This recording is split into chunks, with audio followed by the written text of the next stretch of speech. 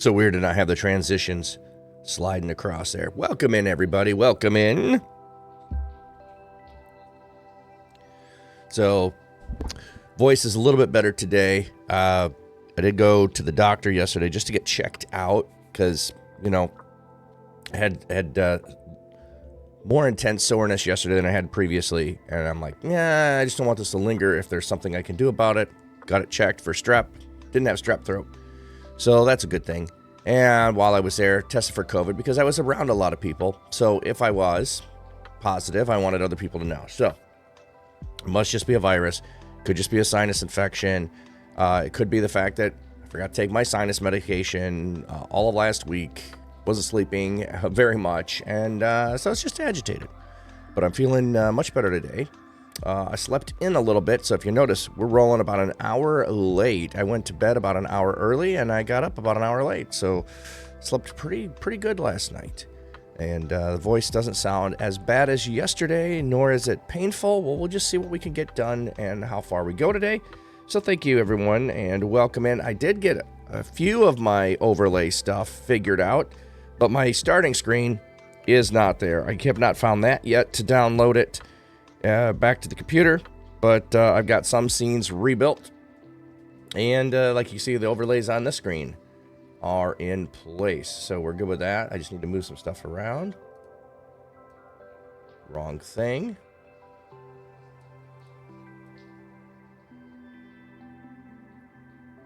That over there. All right. Why do I have that there? I have no idea. That's really weird. Where is that at?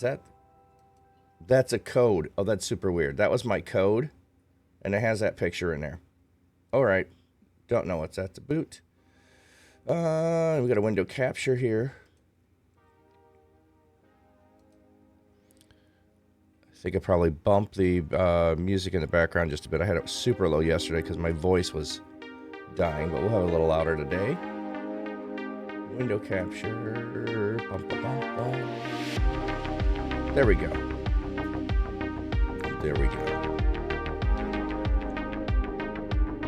And I have had people asking me, and I keep thinking I need to do this. I need to have a little thing there that says I'm using Net Bible and I'm using Blue Letter Bible, so the people come in and they will know where we're looking things up, so they can do this themselves. All right.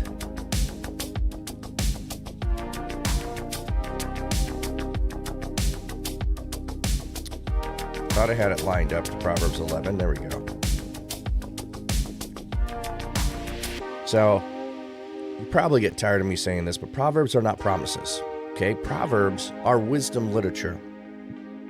Okay, and wisdom is, here is a way, excuse me, to look at how to do stuff given a certain circumstance. But given a certain circumstance can also have a different piece of wisdom. Music is a bit loud. Okay, I'll turn that back down. Thanks, Zack Attack. Oh, wait. Didn't you do a tip of the cap? Yes, you did a tip of the cap before I came in. Tip of the cap, friend. Tip of the cap. Sometimes it might just be the song. Let me see what I got on the volume level over here. Oh, no, yeah. I see why. The app just had an update.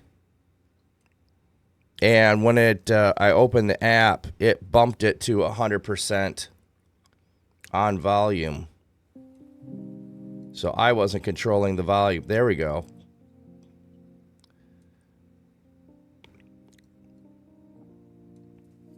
That should hopefully be better. Thanks for letting me know that.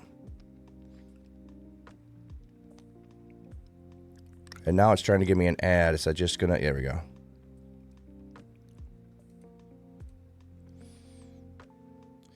All right. So... update what we have on this. I think I'll just leave the losing voice in there. We're in Proverbs today. All right. So what I was getting at is Proverbs will say, answer a fool according to his folly. And then later on, it'll say, do not answer a fool according to his folly. It's wisdom. You need to know when to apply it, when not to apply it, which circumstance it works, which one it doesn't. So it's giving you a way to approach thinking about things, not a checklist of doing things, not a promise like you do this, A equals B, A plus B equals C. It's not doing that. It's giving you guidance on how to do things. So I think we need to remember that when we are reading through it. It's not a promise. Train up your child in the way they would go, and when they're old, they will not depart from it. You do your part. You guarantee their part. It doesn't work that way. And far too often, I hear people that think it does and have been taught that way, and it's just heartbreaking when you believe you've done it according to the way that you've been taught to do it, and the outcome isn't the way that you think the outcome should be. It gets really discouraging. So that's one reason why I make a point of pointing that out. All right.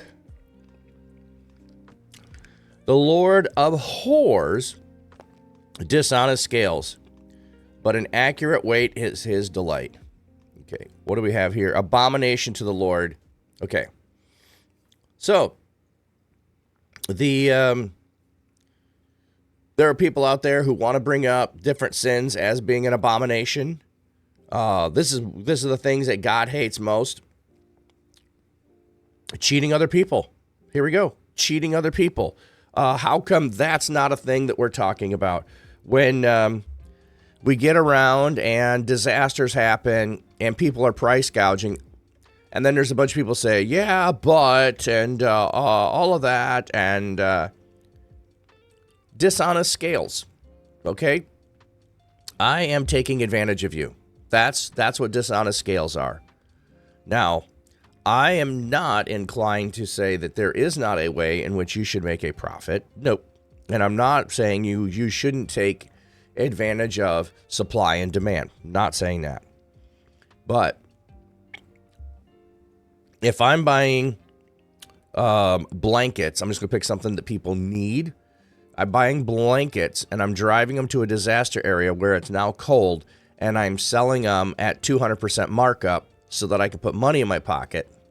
I'm taking advantage of people. If I make enough to cover my time, my expenses going there, my coming back, enough money so that I can do this again, so that I can get the goods to people where they're at, and so that they can do that, and I have a little bit of profit that's on there that makes it worth my time, good. But I don't know where that number is for everybody, so I'm not trying to make a hard and fast rule, because there are some people that think, 10% is the most profit you should ever make. That's probably a decent guideline, but I don't know if that's true. Because in restaurant industry, it's so tight and tiny, way below 10%. So I don't know if 10% is reasonable. I don't think 10% is unreasonable. And, on that as well, I might sell 3 different things. One of them I can double the price because I'll sell a lot of them, and others I can't. So I make most of my money off the one thing that I can sell for double the price, and I might be just barely giving the other things away. Making my money back is all I ever do. I don't know how to balance all that out. But what I do know is when I am intentionally trying to swindle someone else, the dishonest scales would be, you put your weight on here, and I've got the scales balanced so that you think you're getting 100 pounds worth of whatever, and I've got a different scale, so you're only getting 90 pounds of what you're buying. I'm being dishonest. I'm deliberately cheating you. And that part's the clear part. All right. Matt, good morning. How are you today? The soreness in the throat is gone. I have a little more sinus stuffiness today, and I got a lot of sleep yesterday. So I slept in a bit. We're streaming a bit late, and we'll see how the day goes. We'll see how the day goes. But thank you, Matt. How about yourself? Romans, good to see you, man. I do need to blow my nose, though, and I don't want to do that on cam. So I'm going to give you the BRB screen so I can go blow my nose.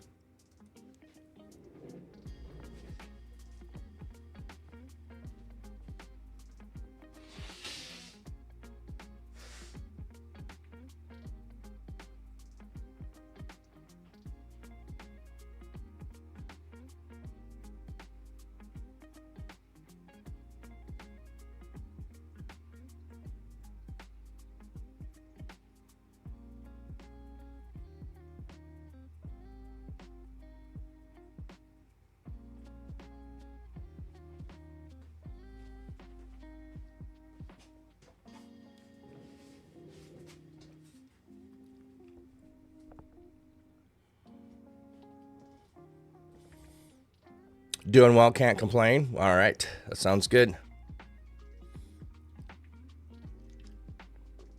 I'm going to need to replace my box of tissues here. And I just bought, I've never seen these before, tissues with Vicks in them. Like you can smell the Vicks far away without the box being there. I don't know if those are going to be a pleasant thing with a stuffy nose or there's going to be an irritating thing. Well, we'll find out. So I'll need to replace my box with, I'm going to try those. We'll see how it goes. All right. So we've got dishonest scales are an abomination to the Lord, but accurate weight is his delight. So being honest in your transactions is a delight. After pride came, disgrace followed, but wisdom came with humility. Okay, so, excuse me.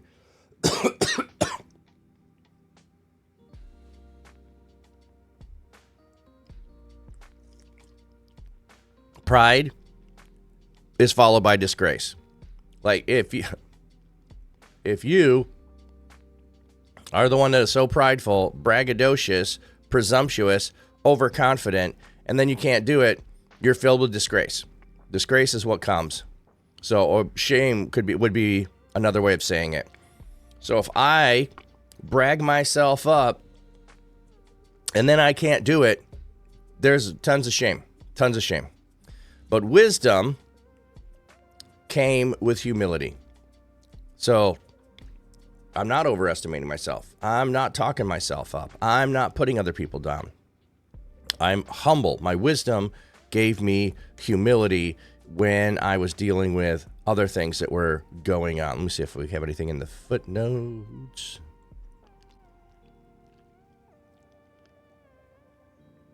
It doesn't have the word came in there. Hebrew modesty, the lowly. Okay, modesty, humility. All right. The integrity of the upright guides them, but the crookedness of the treacherous destroys them. So we're still going with the two different ways of life here. Okay? We've got pride, or we've got pride, or we got wisdom. We've got dishonesty, or we've got honesty. We're pitting the two sides against each other. Two ways of life. We've got those with integrity and those who are crooked. Like Proverbs is just laying out, here's the thing that's true of this, and it leads to this. Here's the thing that's true of this, and it leads to this. The problem is, there can be a stopover in between the leading to that looks the opposite of. So the crookedness of the treacherous destroys them, but for quite a while, it looks like they get away with it. And the integrity of the upright guides them. Yes, it guides them. And eventually you'll get to where you have the blessings of it. But it doesn't always look that way. Wealth does not profit in the day of wrath, but righteousness delivers from death. Okay, so when you're standing before God, are you going to pay the judge the profit in the day of wrath? Like when wrath comes, you're going to deliver from punishment by saying, well, I had Bezos money. I had Bezos kind of money, and I had Bill Gates kind of money. So Warren Buffett money, I clearly has to account for something. I should be, scot-free. Not going to happen. The righteous are the ones delivered from death. Chill, Will. Good morning, sir. How are you? You had to stop by because you felt God prompting me to pray for you. Well, thank you, friend. I appreciate that. I got a little bit of a sore throat here. My voice is not great. It's not great. And but overall, I'm doing well, I would say. Been blessed to be able to go to a couple of conferences. And got some clearer direction on going to be doing some writing in the next year to try to help out and where I can. But still, in that whole trying to get funded as a missionary aspect of things. But I hope you're doing well, sir.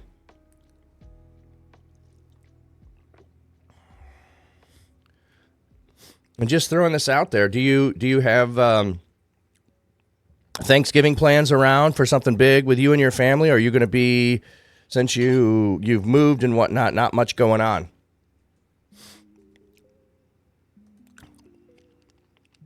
All right, moving on. The righteousness of the blameless will make their way smooth, but the wicked will fall through their own wickedness. So, like at some point, righteousness is going to pay off in a smooth path and a straight path and an easy path. Doesn't happen quickly. And the wicked are going to fall through because of their wickedness. They're going to have a fall. They're going to have a fall. The righteousness of the upright will deliver them, but the treacherous will be ensnared by their own desires. Oh, we need to go know what word that is. The Hebrew text has a similar construct, uvhavat, which may be a form of hava, desire of, disaster of, destruction of. The line would read, but in the desire of, the ambition of entraps them, or but in desire of the treacherous, they will be caught.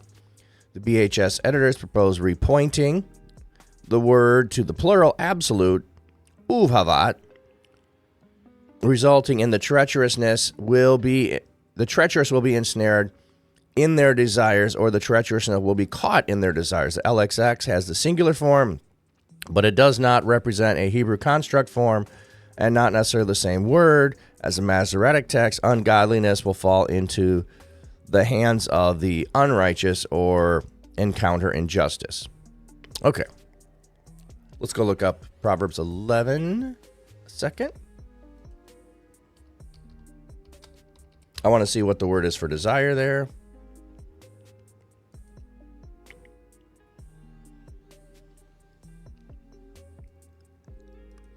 All right. Chilla. God takes care of me every day, so I am always blessed. Your wife's brother and his girlfriend may come over. Oh, cool. On that, you're just your wife and I are having first Thanksgiving in your new place. Okay, cool, man. Cool. I was just thinking, hey, you know, if it was just the two of you alone and you wanted someone to hang out with, maybe you could come over. I always make plenty of food for everyone and a whole bunch of people that don't show up. All right. So what do we have here for Hava? Strong's H, 1942. Hava. Hava. Desire. Okay. Where's the first use? That's what I wanted. Oh, it's not. This is calamity, perverse things. Okay. So I'm wondering if, because there is a root word here, if this is the word that is the first word. To fall. Oh, that's interesting. That's not what I was thinking. Okay. And that's the primitive root. Wow, we're just chasing a rabbit down this. Ava. Desire, incline, the PL. That's in numbers. Okay, that's the first word. That's used. Go back a second. Check the second one. To happen to fall. Ooh, I wasn't expecting that. I was looking for desire is crouching at the door with Cain. So it's not. It's not that. It's a different thing. Okay. All right. So anyway, the reason I was chasing that down is sin is crouching at the door, and its desire is for you. I was thinking about that as Cain, and the thing that you desire is going to be the thing that can entrap you. Just think about this with people who have an addiction.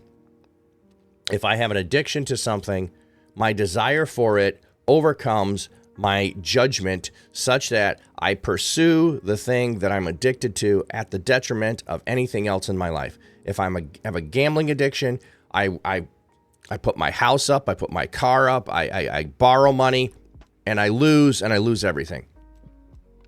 If it's consumption of drugs, I'm selling things, I'm stealing things.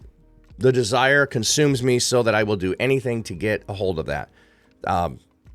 It's an ensnarement that happens because you're pursuing something that you desire.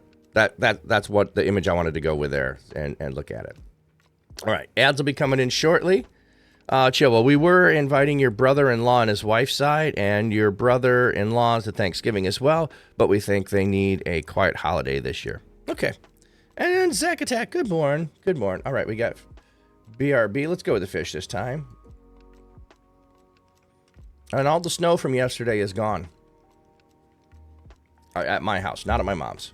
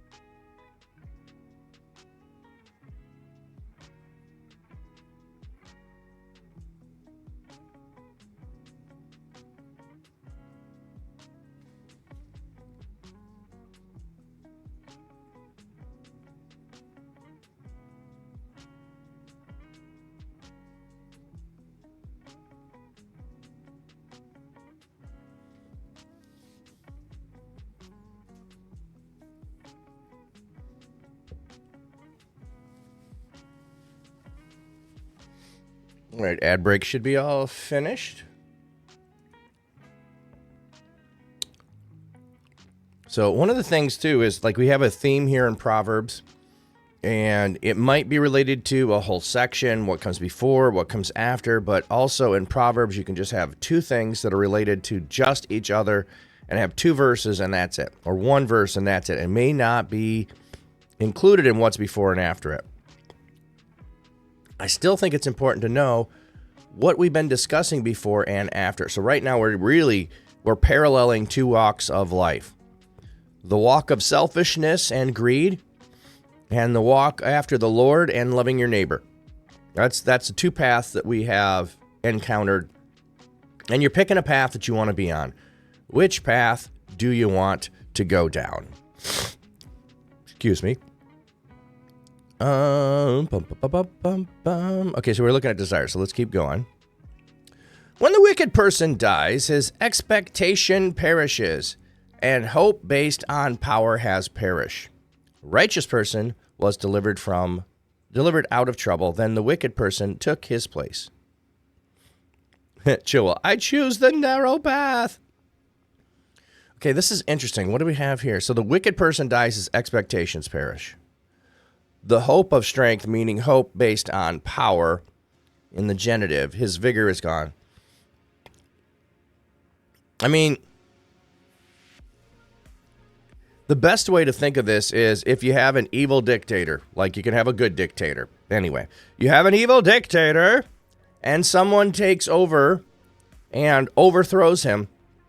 The new person is not going to fulfill the wishes of the last person. So let's just pick Saddam Hussein for a minute. Saddam Hussein was overthrown. There's nobody trying to carry on the wishes that Saddam Hussein had. Like, it's over, buddy. You're gone. Bye-bye now. Bye-bye. Bye-bye now. And instead, I mean, it got replaced with a new government with new wishes. When you have someone who is all about themselves and power and they lose power, nobody's going around trying to put all of their wishes and hopes back into order. All right. A righteous person was delivered out of trouble. Then the wicked person took his place.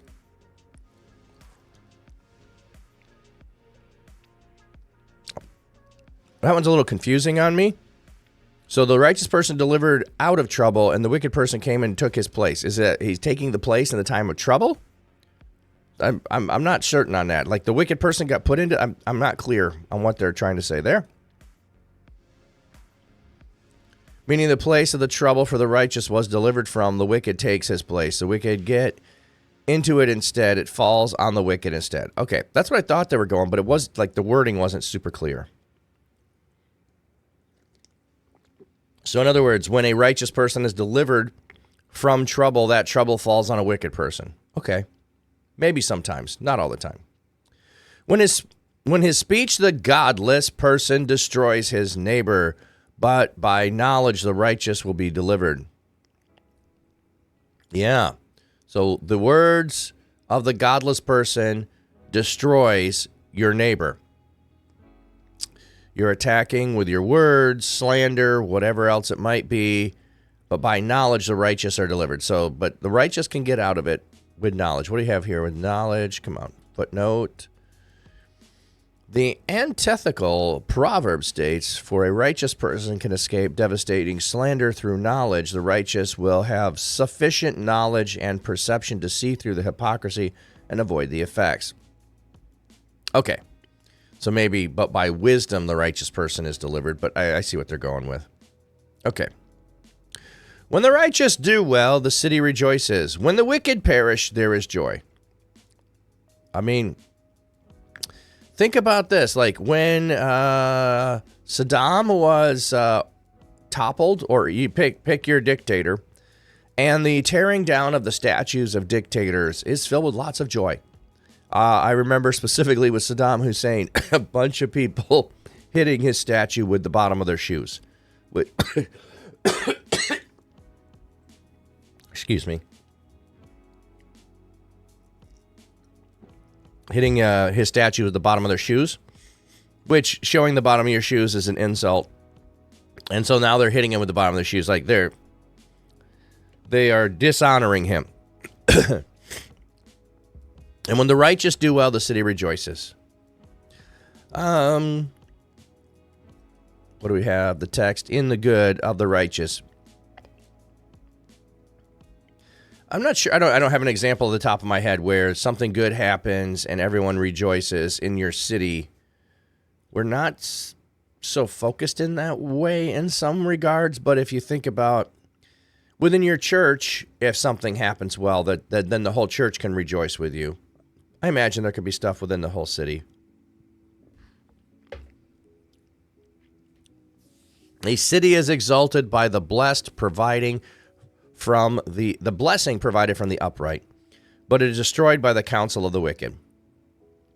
Yep, that just makes sense. If the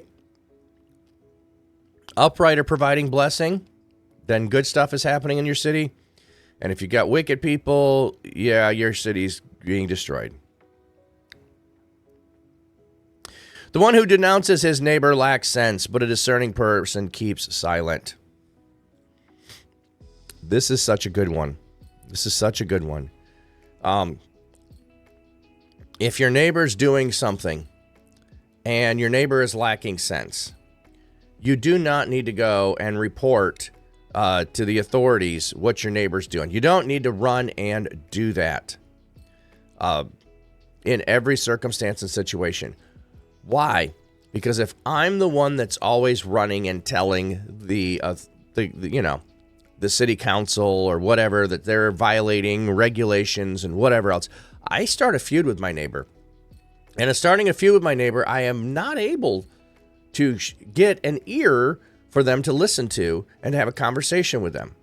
But if I keep quiet, then I might have an inroad to have a conversation with them about what's going wrong.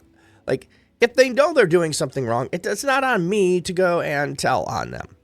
Now, if they're harming other people, that's totally different. But I'm just talking about, like, if you've got rules of when you can put up stuff, when you can't put it up, where do you put it, or, feeding animals, or like, just nuisance stuff that bothers some and breaking rules, but doing no real harm to people.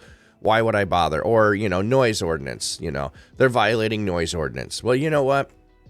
Someone else will report it if it's that big of a problem. You don't need to be the one to do it. Again, I'm not talking about if someone is in harm or in danger. I'm just talking about things that are a nuisance.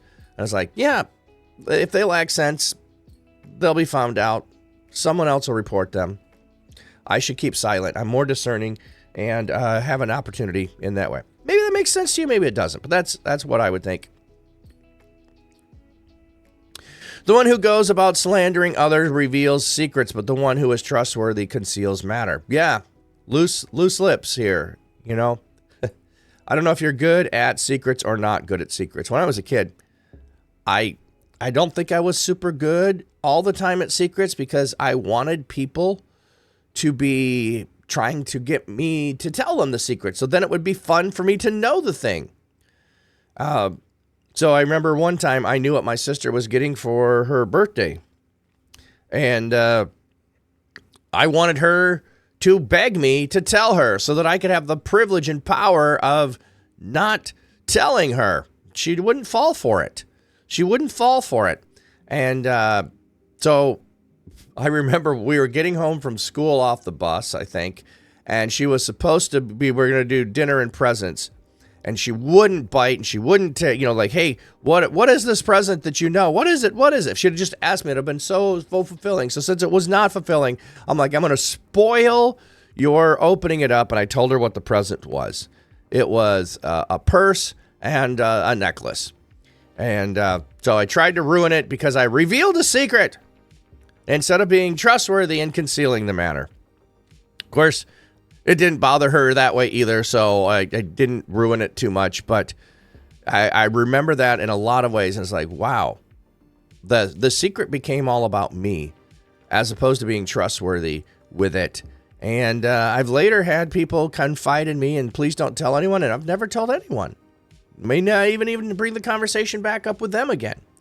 So, but I certainly struggle whenever someone says, have you heard about so-and-so?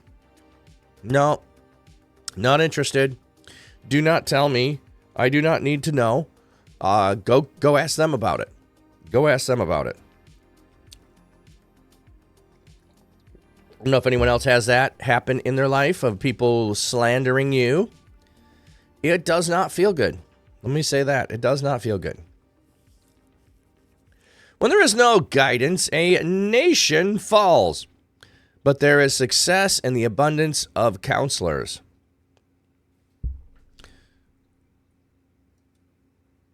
The word guidance, direction is derived from the root of rope pulling and steering or directing a ship.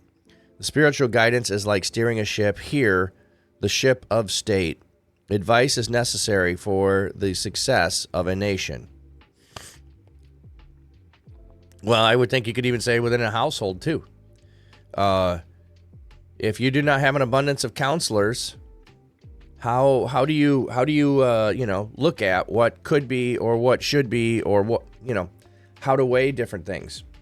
It's very, very difficult to figure that out. So, all right, the one who has put up security for a stranger will surely have trouble, but whoever avoids shaking hands is secure. All right.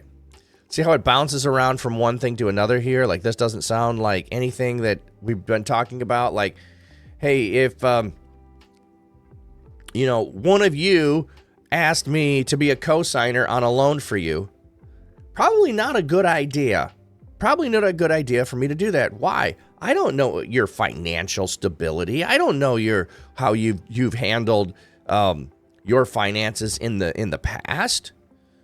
I mean, there's some people, I'm not saying this because you're on Twitch and listening to me or watching a VOD later. I'm saying this because what depth of relationship do I have to know your financial stuff? It's not one of the things that I talk about here. I don't go around asking people, are you in financial distress, my friend? Do you make good choices with your money? We don't have those conversations very often.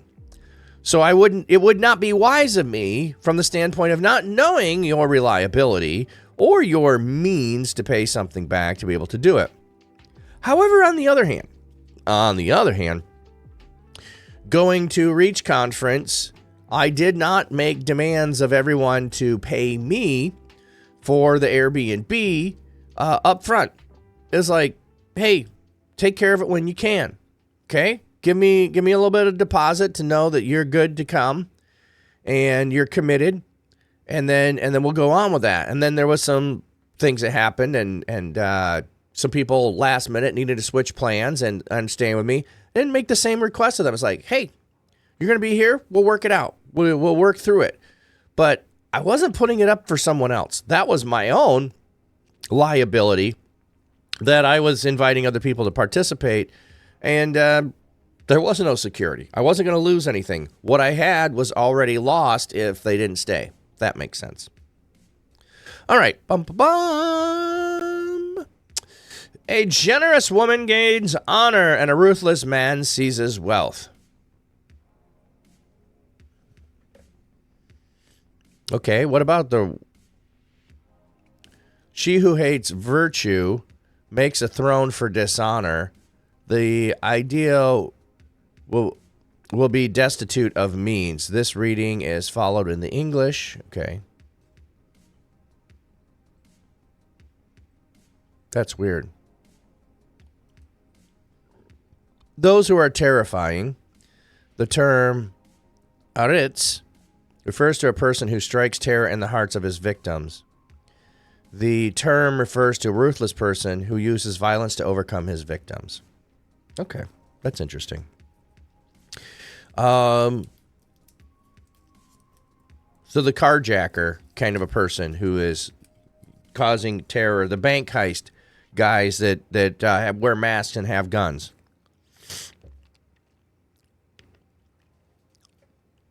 Interesting here that they compare the generous woman, a woman of grace, a woman of generosity, with the ruthless man. I think that's intentional. Because a woman who is generous is going to be loved by people. And the outlaw is not. The outlaw is going to be despised. A kind person benefits himself, but a cruel person brings himself trouble. That's interesting. So being kind benefits yourself.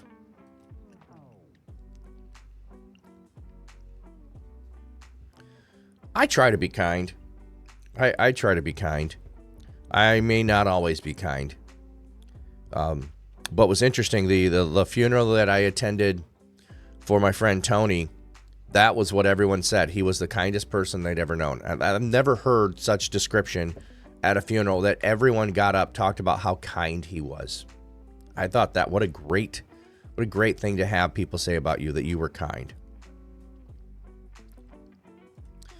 The wicked person earns deceitful wages, but the one who sows righteousness reaps a generous reward. So, again, the idea of what you sow, you will reap. If you're going around and you're deceiving people, why would people be honest with you? Really? Why would they be honest? I mean, there's no reason for that. They're going to give you what you give them. And if you are going around sowing righteousness, you're going to eventually have a genuine reward. True righteousness leads to life, but the one who pursues evil pursues it to his own death. Really, really joyful stuff here. Again, we've got the two ways of doing things. Pursuing righteousness or pursuing evil.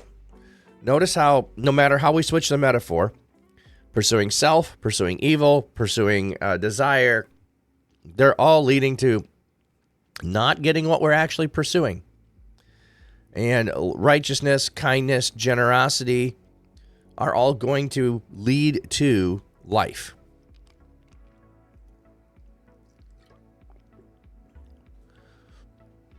We're back to the Lord abhors. Okay, so we had that earlier. An abomination to the Lord. The first thing was unjust scales. That was it. We've had all of this having to do following unjust scales.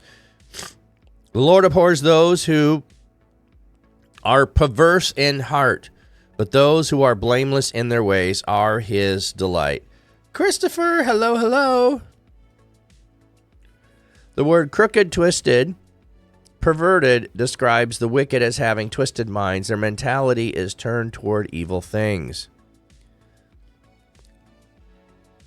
So those who are seeking after wickedness is the issue here.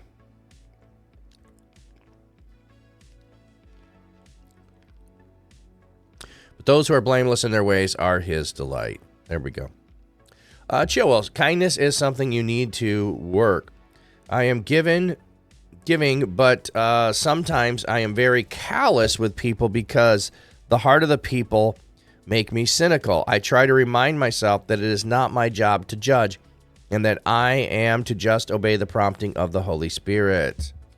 Yes, absolutely. I think that's one of those things that we want to keep working on. One reason, peace, how you feeling, brother? I'm feeling better today. My throat is not as sore as it was yesterday. I did get a lot of rest last night, but I've got a little bit more sinus congestion today, and my voice is not all there. So we won't be doing a long stream today. We started late. We'll probably just go another half hour or so. We'll finish this chapter for sure. And then I still got to work on getting, all my overlays aren't back either. So, but it's one of those things when you travel, you have the potential of getting ill. And I think part of it was due to my own problem of staying up too late and not taking my sinus medications that I take. And that might have caused the irritation in my sinuses and my throat. So you should have 4 lungs, 2 for spare. Well, my breathing is fine. Yeah, B. Gilbert, you have sinus congestion too, huh? It reached your early number on many of us, but it was awesome. Yeah, and like I was saying, mine might be I contributed to my own problem by forgetting to take my sinus medication, which helps with all of that. And I might have had a bunch of, post-nasal drip when I was sleeping and irritated my throat and caused all the throat problems on top of it. But I did, those who weren't here earlier, I did go to the doctor yesterday to get checked out because of the pain in my throat. I thought it could be strep. Negative on strep.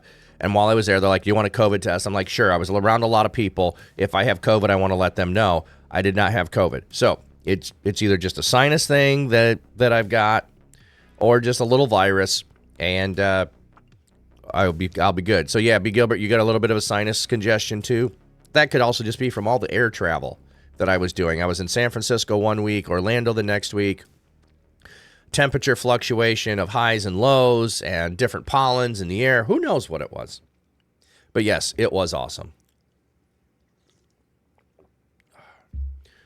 B. Gilbert, since you are in here, if you have time, I'd love your answer on this because this is what I was doing on Saturday and Sunday when I got to sit down with people and have conversations is,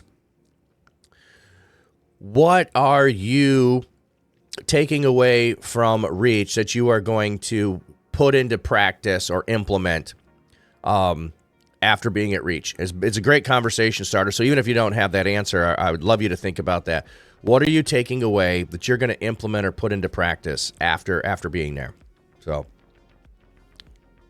yeah, exactly. One reason it's not serious. And I've got vacation coming up that my wife is a little anxious about with all the flight delays and all of that stuff. If we will. And we always travel a day early when we go a cruise. So I'll be leaving on that Saturday. So hopefully all of that works out. So I want to be over this by then for sure. Christopher, are you guys and gals screaming when you're at ReachCon since you get sick? Or is it sick being syndrome? Yes, it does sick. Well, there was a lot of praise and worship. There was a lot of conversations that were happening. We weren't really screaming a lot. I wouldn't say we were screaming. We had several times of worship. We had different music that was there. But I had so many conversations. Like I was talking all day some days with people. But like I said, I think mine is more sinus and allergy and travel related and it just affects my voice after that.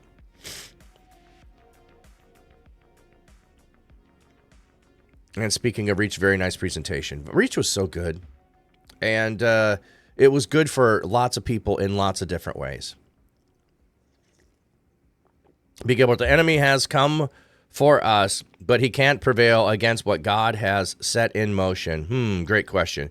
Suppose for me, it's going to be what I had already been doing, being intentional, but adding to that, trying to go out of my way to strike up conversation instead of waiting for someone to start it with me. Ooh, that's a good one. That's a good one. Going out of your way to start conversations instead of waiting for a person to start a conversation with you. So we have ads coming in. I will tell you a conversation I had talking about intentionally starting up a conversation.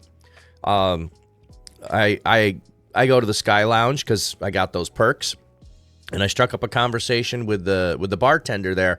We got ads coming in, so I'll tell you when we get back. So let's I'll give you the BRB screen, and I'm gonna go get a new box of tissues.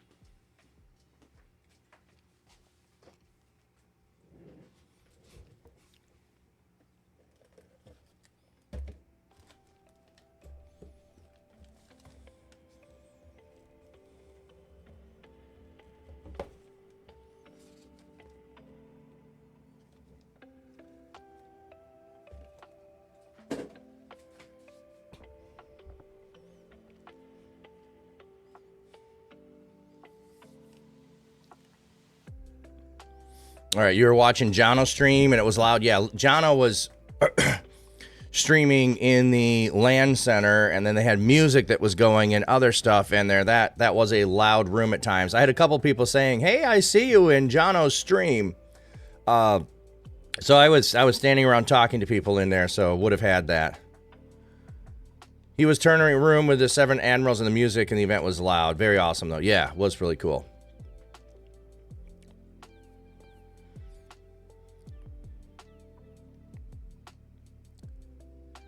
Oh, dude, you saw the whole Dapper thing? Dude, that's cool. Yeah, you know what? I want to do all of that again here on my stream at some point, and or share that. I want to make sure what and you know what? And then it was a little bit tongue in cheek to come up with it being Dapper. So, Lou says, "Hey, welcome in." All right, so I was telling you, Pete Gilbert was saying something about having intentional conversation. So, because excuse me.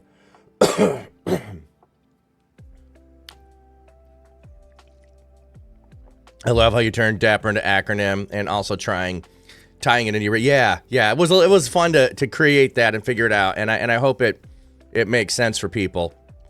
And the thing is like you don't have to remember all of it. Like, it's an approach to things. So yeah, it was fun. But I started to intentionally, like, going through the airport. Like, I know that most of the people who are going up are upset because of all of the travel delays and all of that stuff, and they're not the kindest when they go up to people to get help. So I was intentionally just trying to be really, really nice to the people and say, hey, how's your day going? Have you been here long? Oh, how, you're just trying to say, hey, and you say, I appreciate all you're doing. I know this is hard. You're in a tough spot right now, and trying to do that. So I was doing that as I was traveling through the airport with all the delays and the security and all of that stuff and people's flights being canceled. I having that be one of those people. And I go into the lounge to order a drink. And I asked the bartender, hey, well, how's your day? Oh, it's been great. Really? What's so good? She goes, I just got my one of my children's books. I got the hard copy of it. I'm writing children's books. I'm like, what are they about? Well, they're on mental health. And so I struck up this conversation with her. She pulled out her book and showed me how she set it up and all of this stuff. And so she was super excited about that. She's going to be doing a series of 10 different books and sharing them. And so it was really fun to have that conversation with her. But I also could have just been like, hey, give me a drink and I'm going to go sit down. I don't want to talk to anybody.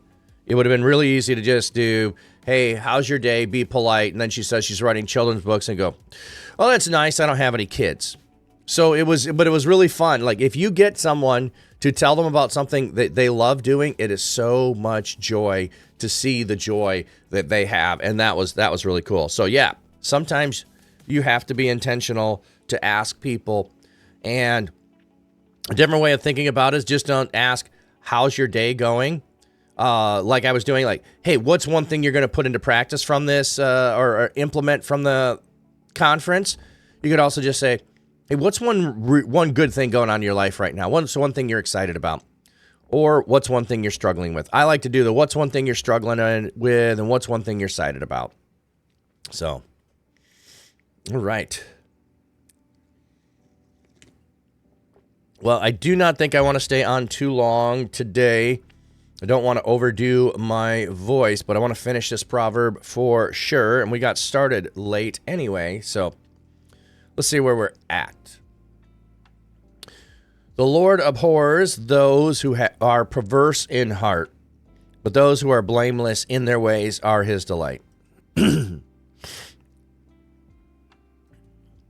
Those who are blameless of way is a genitive, blameless in their way. So, yeah. Okay. Be assured that the evil person will not be unpunished, but the descendants of the righteous have escaped harm. This is an interesting phrase, or interesting way of thinking about it. The descendants of the righteous have escaped harm. If you're upright, God shows favor to the third and fourth generation. Okay, that is a surprising thing. That God loves you and that your children are going to reap a benefit from your relationship with God. That's such a fascinating thing. So, even if it doesn't look like your kids are choosing the right path, you being on the right path will impact them. The other side of it is, hey, don't think somebody who's evil is going to get away with it. Yeah, they can't get away forever. God is patient, so it looks like they're getting away with it, but he's patient, waiting for them to come to him, not wanting any to perish. Yeah, that's a good way to direct the conversation to be positive. Yeah. Well, and even if it is a matter of, hey, what's one thing going on great in your life and they don't have one, they go, oh man, my life's a mess right now. You've invited them into the conversation too. Darkness can only hide for so long. The light will eventually reveal it totally. Oh, you know what? Breach tickets are on sale right now for half off. They're half off. Shoot, what's the code? B. Gilbert, what's the code? I think I remember, but I don't want to get it right. Is it RTC? I think we can give that away to our communities. I mean, if we're trying to encourage, RTC. So if you are saying you're not sure about going next year or not, I would say if you're 50-50 on it, yeah, for next year, one reason. and it should be up and running. It's going to be in November again, like the first week in November. Tickets are half price, and that ticket includes all your food. So use the code RTC, and if you buy the ticket now and you go, man, I can't, you end up 6 months from now going, for sure you can't go, you should be able to sell that ticket as a half price ticket to other people who are interested in going. So if you buy it and you realize you can't go later, we can totally transfer tickets. I had 3 free tickets that I ended up with this year. So I used one myself. I had one that I gave to DJ. The third one I got while I was at the conference. So there wasn't anyone to be able to give it away to at that point. But I did give the free meals away that came with it. So I'm watching. Welcome in. Good morning and God bless all. I'm waiting on the cleaners to arrive. So your attention has divided. Most of listening mode today because your inspection tomorrow. Please pray. Absolutely. Absolutely. Oh, they keep procrastinating and coming to get you? That's not good. Excuse me.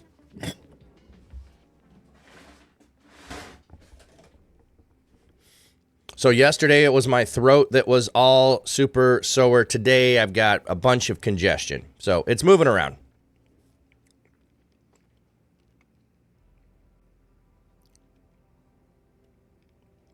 We just had the link that was posted up there for this year, but it should still be the same. If you go to reachconference.org, and people can drop links in my chat.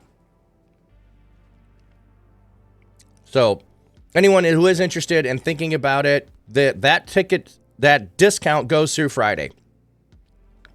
So, there you got the whole thing. Dude, that's awesome. All right. There we go. Go get your tickets right there. I'm going to copy that. And we'll put that in Streamlabs.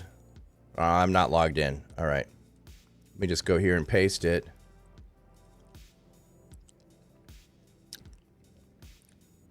So tickets are $162 and they're half price. They'll be $80 some. And like I said, if you get it and you're like, I'm not going to be able to go to it, if you have a half price ticket, I am certain I can help you get rid of it by the end.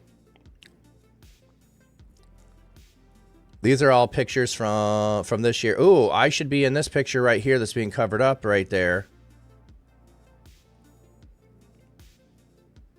All right, back to the Bible. So, Miss Doug Jada, good morning. So we've got the can't sleep. I'm sorry to hear that. I had that most of last week where I couldn't sleep, but it was a lot of staying up having conversations. So, you were the one with Aki, Will, and Jade? I didn't notice. Oh yeah, you're cut off right over here. Or are you back behind there?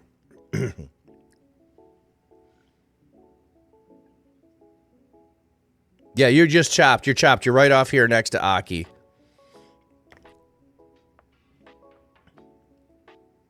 It was so much fun. It was so much fun. Miss Doug Jada, your brain is flying all over the place, and it's 3:42 for you in the AM. Wow, that is late. I'm sorry that you can't sleep. I was up till 3 o'clock most of the week with Reach Conference last week. And before I headed out there, I had Monday and Tuesday that I did not sleep well. So I went all last week with probably only about 4 hours of sleep a night. And I slept 12 hours last night. I feel really good. So I'm going to pray that it changes for you, Miss Duck Jada, and that you get some sleep. God, we're just praying for those like B. Gilbert and myself who have traveled and have some throat, some sinus things going on, that you will just bring us healing and that we will not be contagious and spreading to anyone else. And for those who are just unable to sleep, who have been struggling with that you will just be with Miss Duck Jada and others, because when we lose sleep, we just can't function. And sometimes when our minds race, it keeps us up, and we get into this cycle of things where we're just overwhelmed, and we're not getting all the rest we should, and we need to rest in you. So God, we just pray for and ask you to pour out peace and rest and comfort and healing. Pray this all in Jesus' name. Amen.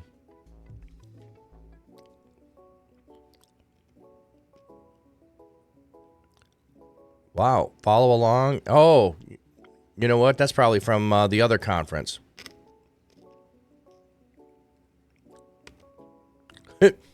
Do Bible in a British accent. I don't know that I could maintain it. I don't have a consistent British accent that I can carry on. The closest would probably be trying to maintain a Monty Python character.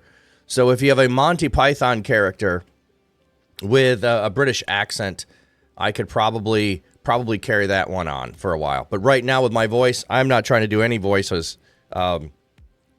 It's wrecked right now. Zach Lee live. I'm more able to just copy a person.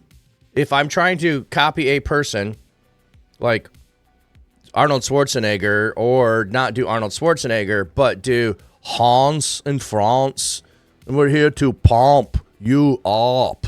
I can pretty much do that. I can do Tim, yes.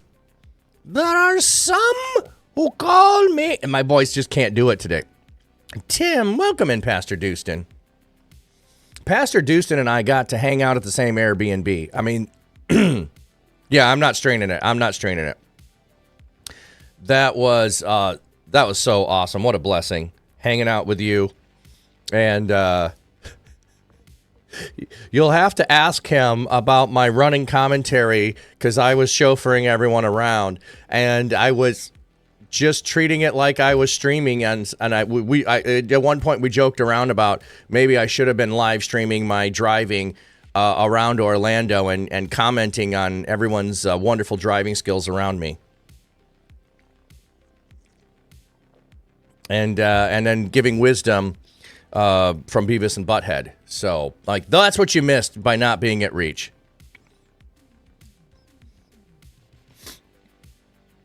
I should have done. I know I should have done it.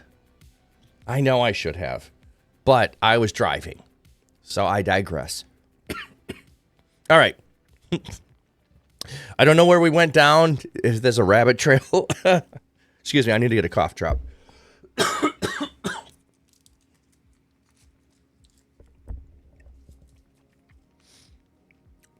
Oh, Dustin, since you weren't here earlier, I don't think. I did go to the doc yesterday to get checked out because I thought maybe I had strep throat. I tested negative.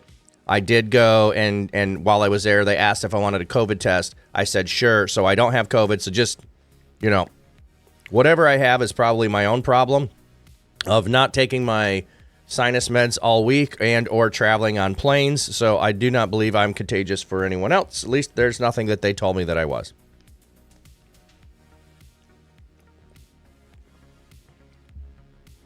Your B&B was small. It worked for those days, though, and gave us a place to sleep. Mine was pretty cool. We had a swimming pool and everything, and we could have crashed or hung out there. We were gone at Reach all day, so we never even got to use the pool. And we had a decent dining room and living room space with couches that we could hang out with. And so we were hanging out there while people were doing their showers and all of that. So I was actually thinking if I might book the same one for next year. I liked it that much, and the driving back and forth to the conference was so good. Maybe I should just go ahead and book that for next year. I just got to decide how many days I want early and late from it. But I'll wait till I'm back from vacation before I decide that. All right. Bum, bum, bum, bum, bum. Okay, so we have you will not escape harm and evil is going to be punished. Okay. Yours sounds much nicer. Ours said it would sleep 5. That's a massive stretch. It was one bedroom, basically. One slept in the window, which they called a bed. Oh, that's not good at all. Ours had 4 bedrooms, and 3 of the bedrooms had 2 beds, and 1 bedroom had a queen-size bed. So that one could sleep 2, depending upon the 2 people knowing each other and being comfortable with that. It could also be, a couple could stay there, which would have been fine. But it said it slept 8. We actually could have threw 2 people on the couch and probably made it to 10. So, if somebody last minute didn't have a place, like Will crashed on the couch one night before he went over to your place. So, Zachary, you'd love something close to church? Yeah. Yeah, we were just like a 5-minute drive. And I picked it based on, I could have gone cheaper, but I picked it based on the drive. You'll be not going back there more than 3 adults, yeah. Ty had to sleep on the windowsill. Oh, man, not good.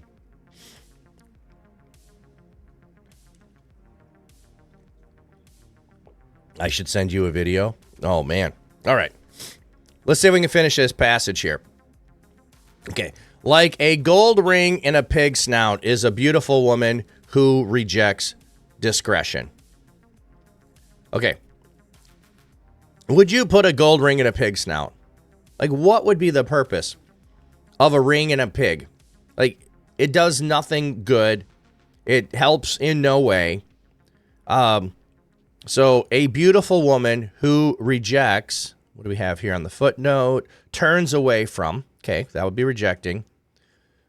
Discretion, taste. The term can refer to physical taste, intellectual discretion, or ethical judgment. Here it probably means that she has no moral sense, no propriety, no good taste. But by means of parallelism, one who rejects discretion is like a swine. If the person has beauty, its value is wasted and overshadowed by their piggishness. Piggishness. Well, you're making a word up there for it, because that's fun, by the way, making up words. Piggishness. Okay. So, yeah, I got no value for a gold ring and a pig snout. So it don't matter how beautiful you are if you're not a beautiful person on the inside. I'm going to go with that direction. It doesn't matter how beautiful you are on the outside if you are not a beautiful person on the inside.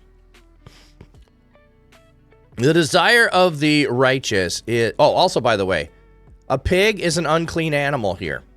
Don't overlook that just because it's not unclean for us. Oh, yeah, we eat bacon. Yeah, no big deal. No. It's an unclean animal. Okay, so I think the pig here is talking about the way of life as an unclean life with the rejecting discretion and not living a upright life.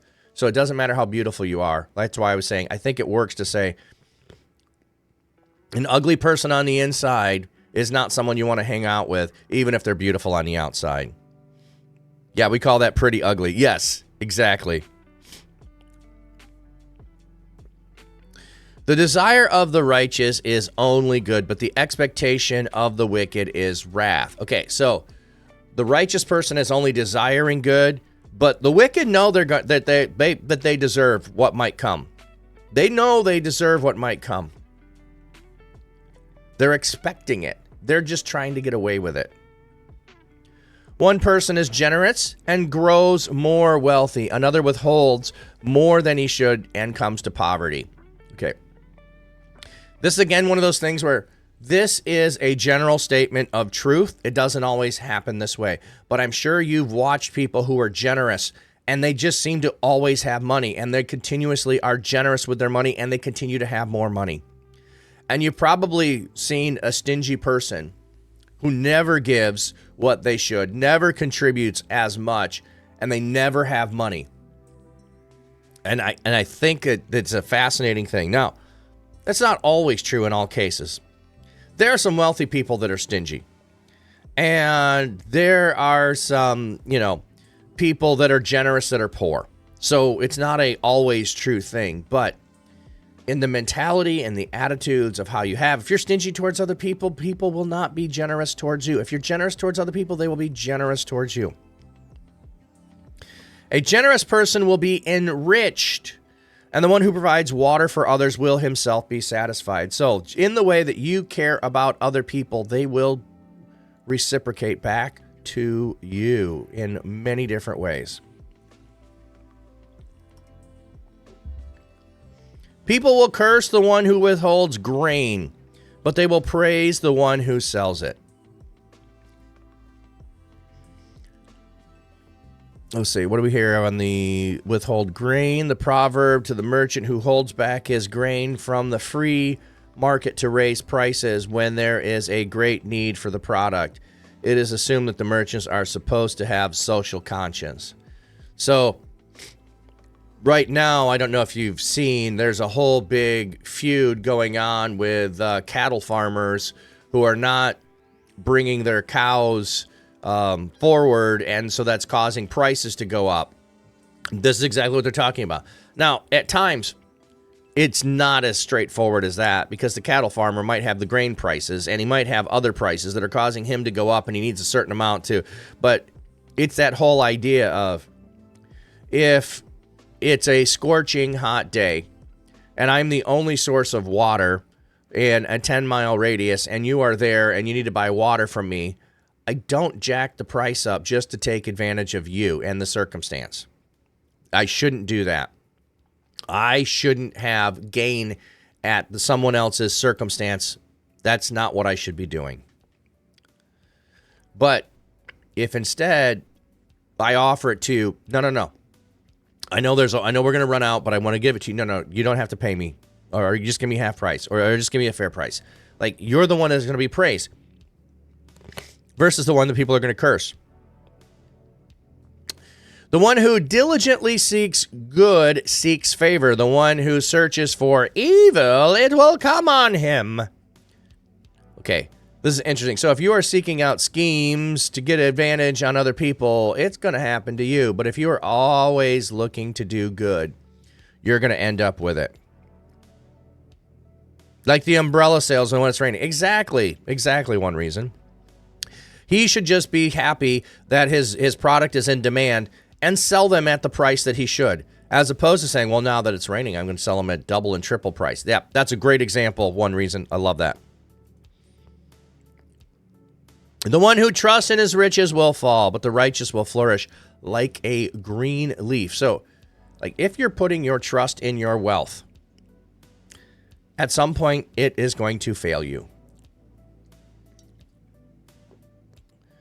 Like, right now, the circumstances at the airport with TSA and all of that, like, my status didn't help me in any way be able to get a room for the night. But I think my kindness towards the person behind the counter and my courteousness earned me, and she gave me a free room for the night, even though she didn't have to. And then I was able to use that free room to give to someone else who got to stay with me for the night, who also was stranded. But if I'd have been up there demanding, hey, look, I am a silver medallion. That's nothing, by the way. There's gold, there's platinum, there's other levels. It's like okay, I've achieved some status. Like, went up there pretending that I'm all that in a bag of chips because I got silver medallion, and I know my rights, and you better give me a room. I'm entitled to it. I'd have walked away with nothing. And I had to sleep at the airport or pay for myself, which would have been fine. But the free one was such a blessing to have. And kindness was how I got it. Are we even a bag of chips? Right, exactly. I didn't say it was a bag of whole chips. It's probably a crushed one that was in the bottom of the bag and stepped on and all that, and crumbled bag of chips. All that and a fat Thor. All right. The one who troubles his family will inherit nothing. The fool will be the servant to the wise person. Like, ooh, are you a troublesome member of your family? Like, and I don't just, to trouble refers to make life difficult for one's family, will be cut out of the inheritance. Fat Thor, no more chips. Those who were at the con, you got the reference there. All right. One who troubles his family will inherit nothing. Yeah. I don't know all the details, but I do have a family member who just redid their will because of troubles in relationships, and they're changing their will based on people's behaviors and actions, and like, no, I'm not going to leave you more than that. So, and a fool will be the servant to the wise person.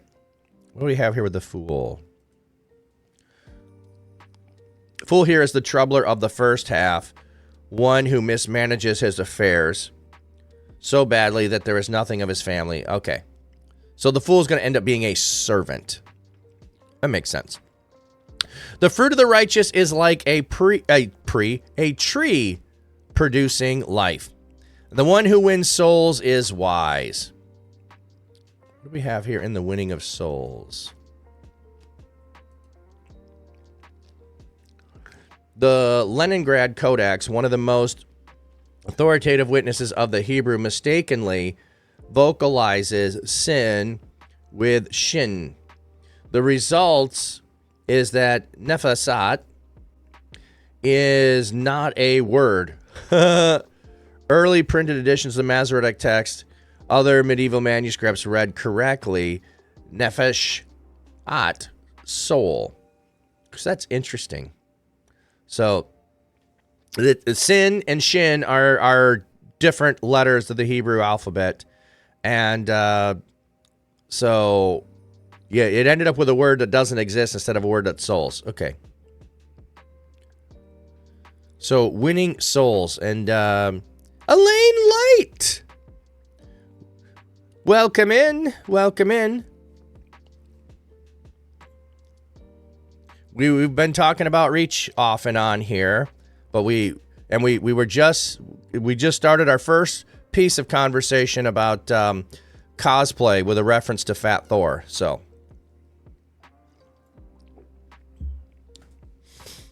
all right.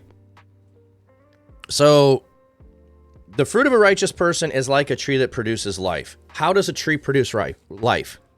A tree isn't producing life in itself. It only produces life in the fruit that it gives that others consume, and or those fruit, those seeds that are planted elsewhere that sprout up. A tree doesn't produce for itself. So a righteous person is producing life in other people around. So it's that person that you love to hang around with, that person that you always feel better after being around. That's what a righteous person is doing. A person who is upright is always seeking the best of people around them, and you always feel better after hanging out and spending time with them. That's what we should be striving for. It's like fruit. Like, oh, I'm going to go get to consume some time with Pastor Dustin today. That kind of I can't wait to go do that. And the one who wins souls is wise. Winning souls is bringing them into the kingdom, pursuing after God. And we think of soul winning in a different way than they would have in the Old Testament here. But even so, I still think that fully applies.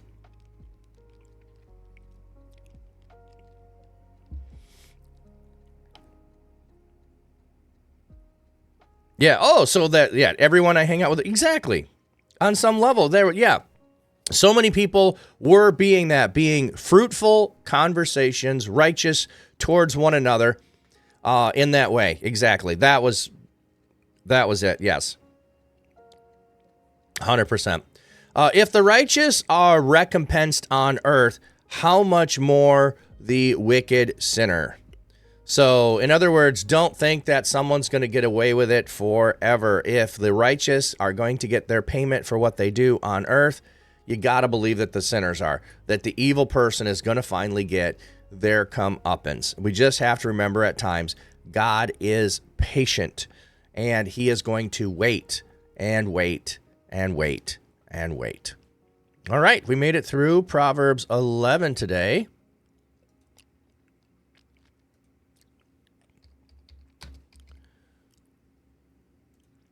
Not much, but hey, that's all right. We made it through one. We had a good conversation. And we'll do prayer for 10:02. Those that are new here that do not know, the Church Digital, we have all year been trying to pause at 10:02 and ask everyone in their time zone that wants to participate to do this as well, to pray at 10:02 for the workers for the harvest. Luke 10:2 says, The harvest is plentiful, but the workers are few. Therefore, pray earnestly to the Lord of the harvest to send out laborers into his harvest. So that's what we do. We pause at 10:02 and we ask God to send workers into the harvest, and specifically into the digital field, and specifically here into Twitch. So God, we are praying for those workers for the harvest. I know I had many conversations with non-streamers at Twitch, at ReachCon, who are in Twitch, who are thinking about streaming on Twitch or modding in Twitch, but stepping up in some way to be workers for the harvest. So God, just pray that they have minds and hearts pursuing you as they do this, that you will bless them in what they are doing, and that others who are already in the space will be encouraged more and more. And God, beyond that, there are people who have not heard of Reach Conference or have not yet run into Christians who are in Twitch. I mean, by percentage-wise, we're so small and such a small light. We want to get to a level of being at 16, 17% of all streamers on Twitch, maybe even 20% of all streamers on Twitch being Christian streamers. When we get to that level of streaming, there will be very few people that can avoid the light of the kingdom of the goodness of our God. So God, we're praying for more and more streamers and more mods to be salt and light, because they don't all have to be streamers. They can be mods in other channels and bringing light into a community that's even darker and farther away from you. So give strength, give courage to all those that you're calling to do that. We pray this in Jesus' name. Amen. All right, we got ads coming in. I'll do a blessing after that, and we'll find somebody to raid out to. But for now, we'll go take a look at the fishies.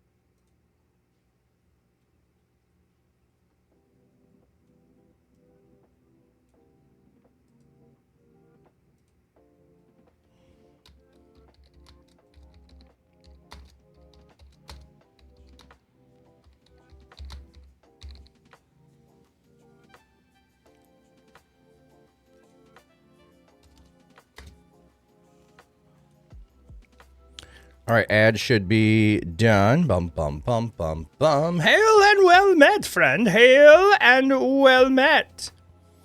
So fun to have a bunch of you hanging out here that I just hung out with all week last week. All right, let me see. I just did this while we were in the ad break. Does it work? There we go. So through Friday, if you thought about going to Reach this year and it wouldn't work out for you, and you're like, maybe you should go next year, through Friday, you can get your ticket at half price. And I would say if you're able to afford that ticket, but you don't know if you can afford everything else of getting there and all that stuff, buy that ticket now and pray about it and trust God to provide a way to go. And if he doesn't, I'll help you sell that ticket, or I will buy that ticket from you. And in a way to, because I don't want you to, I want you to be praying about it, thinking about it, because I know several of you are like, oh, it'd be so good, but it's like cost to fly or drive and hotel and all, and I know all of that. But I don't want the ticket price to be the barrier for you. And at half price, you know, you got a year to work on paying everything else if you're able to go and be a part of that. So there's my little plug, and there's the code, and you have until Friday to be able to buy your ticket at half price. Roxanne. Hello. All right, we are finishing up. Let me see who we can go and raid today.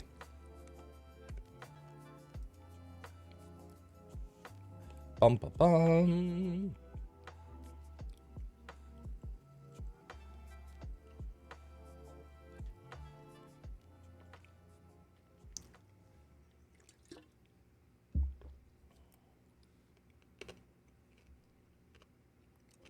Oh, I don't know that I've ever rated him. He's on. That might be a fun one. I think let's go do that. Actually, let's go do that. Will you be doing another fitness challenge to get a free ticket? If they have it, I will be doing that. AJ Valdez is on. Let's go raid AJ. AJ did a lot of all of the I don't have it here, but all of the different stuff, the flyers, the work of promo, all of that stuff. So let's go raid him and be able to thank him for reach. So I'm going to start the raid. I'll give you the blessing, and then we will head out. I did work and get some of my overlays working. Not all of them are working. I got to find my songs and all of that stuff, but we're getting there. All right. May God's seeking comfort find you. May his loving arms bind you. May his might protect you. May his wisdom direct you. May the joyous love of Jesus Christ be with you and all those you know, both now and forevermore. Amen. Thank you, everyone. You made a blessed stream for me today. Thank you. Mama Brick Build, you've been lurking. That's so awesome. I know, I was having this conversation with people. It's like, I have a high ratio of lurkers, and I love lurkers. If you don't have my emotes, lurk is love is one of the emotes, and you can use it, and you can just put love and lurk, and it's all good. So let's go, and let's bless other people wherever we go today. Let me find, where's my credits? There it is.